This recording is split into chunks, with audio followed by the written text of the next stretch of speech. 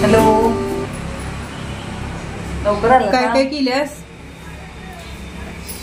आज शालेय पोषणचा भात, वाटाण्याच्या डाळीची भाजी आणि आमटी.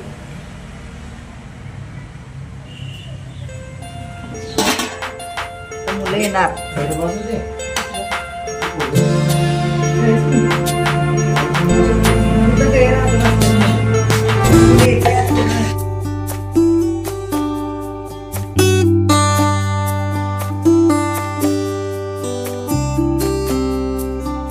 श्री स्वामी समर्थ मैत्रिणींनो, आजच्या व्हिडिओमध्ये तुमचे स्वागत आहे. आणि कोल्हापुरातून जे मी गजरे आणलेले होते ते सगळ्या देवांना मी घातलेले आहेत. मोगऱ्याच्या गजऱ्यांचा वास खूप सुगंधित येतो आणि कसं घरातनं पूर्ण सगळ्या वातावरण प्रसन्न होतं बघा वासानं. त्या मी तर माझी जागा झाली की अगदी एक 4 ते 5 झाडं आधी मोगऱ्याचीच लावणार आहे. आणि सगळ्या देवांना मोगऱ्याची फुलं घालायसाठी खूप छान वाटतं, कारण त्याचा वासच मला तर खूप आवडतो. आणि आज मी जाणार आहे बहिणीकडे, कारण तिच्या सासऱ्यांना बरं नव्हतं, त्यामुळे ॲडमिट केलेलं होतं. तर डिस्चार्ज मिळून ते आता घरी आलेले आहेत. सगळी बघून आली, पण ह्यांना काही कामातनं वेळ मिळेना आणि आज सोमवार असल्यामुळे म्हटले जाऊया. तर मी कोथिंबीर वडी आणि चपात्या त्यांच्यासाठी करून घेतलेल्या आहेत. हॅलो, लवकर आला. काय काय केल्यास? आज शालेय पोषणचा भात, वाटाण्याच्या डाळीची भाजी आणि आमटी.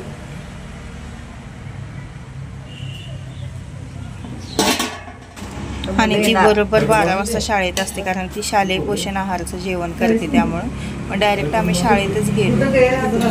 जाऊया, कारण आम्हाला जायला जवळजवळ 2 सव्वा 2 झालेले होते. मग तिला घेऊनच म्हटलं शाळेतून जाऊया, कारण कोल्हापुरातून मी कानाचं जे डॉक्टर आहे त्यांच्याकडे पण मला जायचं होतं, कारण कान धुवायचा होता. त्यामुळे मग ते कानाच्या डॉक्टरांच्याकडे गेलो.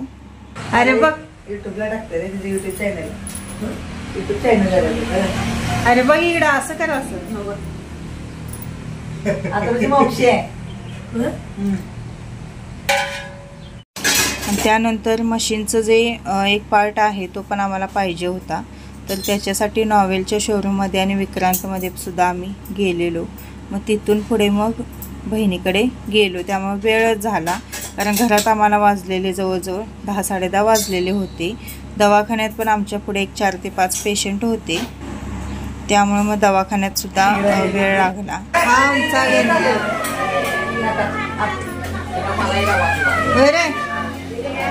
जेवलास?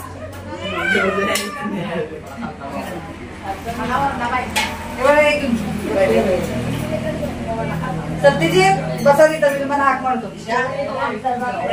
ही पोरं आल्याची हाक मारणार नाही. आणि तिचा मुलगा सुद्धा त्याच शाळेत शिकायला आहे. हा बघा कसं झालंय मिवणीचा डाळभात. तुम्हाला रोज सांगताय लवकर या. हा चांगलं झालं. वापरून बघायचं नाही. तिच्या सासऱ्यांना वगैरे बघितलं आणि नुसता चहा घेतला ते बाहेर पडलो, कारण माझा तर उपवास होता आणि यांनी शाळेत भात आमटी खाल्लेली होती. त्यामुळे काही थांबलो नाही, कारण तिथनं येऊन परत हे 5 वाजता कामाला जाणार होते. आणि त्यांच्या इकडचं वातावरण बघू शकता तुम्ही, खूप छान आणि प्रसन्न असं वातावरण आहे. अशा वातावरणात घर जरी बांधलं तर निसर्गरम्य वातावरणात अजिबात म्हणजे कंटाळा येत नाही. पूर्ण असं सगळं आजूबाजूनं डोंगर आहे आणि हिरवळ आहे. आता पाऊस तिकडं खूप असतो. हे पेट्रोल टाकायला गेलेलं त्यावेळी मी थोडंसं तिथनं शूट केलेलं आहे. किती छान वातावरण आहे बघा. आणि पाऊस मध्येच आला अचानक, त्यामुळे थोडं आम्ही थांबलो पाऊस जाऊसपर्यंत. अजिबात आमच्या इकडं पाऊस नव्हता, त्यामुळे रेनकोट वगैरे आम्ही काही आणलेला नव्हता, पण अचानकच धो चालू झाला. आणि त्यानंतर हा व्हिडिओ दुसऱ्या दिवशीचा आहे. तिकडनं आल्यानंतर कोणतंही काही शूट केलं नाही आणि खूप कंटाळा आलेला होता, त्यामुळे नाही शूट केलं. चहा वगैरे केला आणि हे गेले कामाला. आणि त्यानंतर हा दुसऱ्या दिवशीचा व्हिडिओ आहे. त्या दिवशी मी तुम्हाला सोयाबीन वडी जी आपण आणलेली कोल्हापुरातनं, तर त्याची रेसिपी दाखवणार आहे. आणि आपण हे स्टँड आणलेला आहे बघा, हा ट्रायपॉड आणलेला आहे. तो असा मी फरशीला लावलेला आहे. त्याच्यासाठी मी कांदा टोमॅटो भाजून घेतलेला आहे. लसूण आलं कोथिंबीर ह्यात तुम्ही जर ओलं खोबरं असेल तर त्याची ओलं खोबरंसुद्धा घालायचं, त्यामुळे सुद्धा खूप चांगली टेस्ट येते. आणि जी सोयाबीन वडी होती ती थोडीशी गरम पाण्यात मी उकळून घेतलेली आहे. उकळून घ्यायची त्याआधी, आणि हे जे पाणी आहे ते टाकायचं नाही, आपल्या केसांना वगैरे लावायचं हे पाणी, कारण सोयाबीनचं पाणी चांगलं असतं, ते पितात सुद्धा एक एक जण ते पाणी. आणि त्यानंतर कढईमध्ये तेल घातलेलं आहे.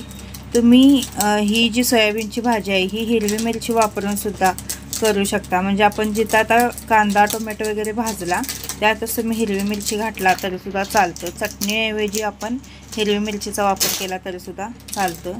2-2.5 पै तेल घातलेलं आहे. तेल कढल्यानंतर जिरं मोहरी घातली, आणि त्यानंतर आपण जी कांदा टोमॅटोची पेस्ट बनवलेली होती ती घातली, आणि चांगली तेल सुटेपर्यंत आपण भाजून घ्यायचं आहे.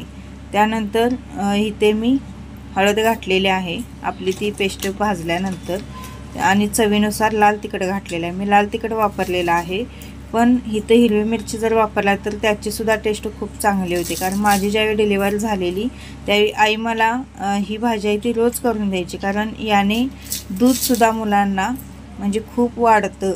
बाळतीणबाईने जर ही भाजी खाल्ली तर दूधसुद्धा खूप वाढतं असं म्हणतात.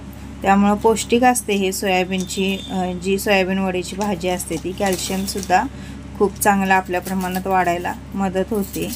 आणि त्यानंतर जे उकडून घेतलेली सोयाबीन वडी होती ती त्यामध्ये ॲड केलेली आहे.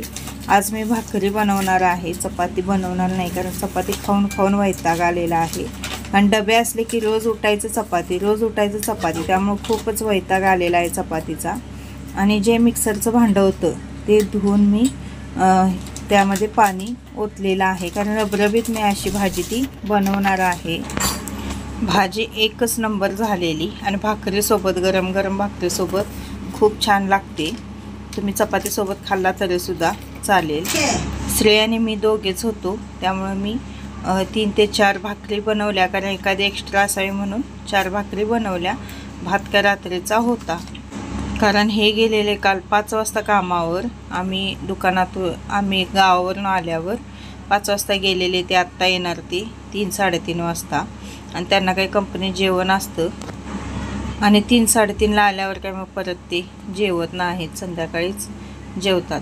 त्यामुळं 3 ते 4 भाकरी बनवल्या. माझी भाकरी करण्याची पद्धत मी थोडक्यात तुम्हाला दाखवत आहे. ज्वारी ज्यावेळी दळून आणतो आपण त्यावेळी थोडंसं तांदूळ घालायचं, म्हणजे भाकरी पांढरी शुभ्र पण होते, आणि भाकरीला जो चिकटपणा येतो तो खूप चांगला येतो, आणि भाकरी अशी वातड होत नाही, एकदम मऊ लुसलुशीत भाकरी राहते. म्हणजे तुम्ही किती जरी उशीर ते ठेवला भाकरी करून तरीसुद्धा ती भाकरी अशी मऊ राहते.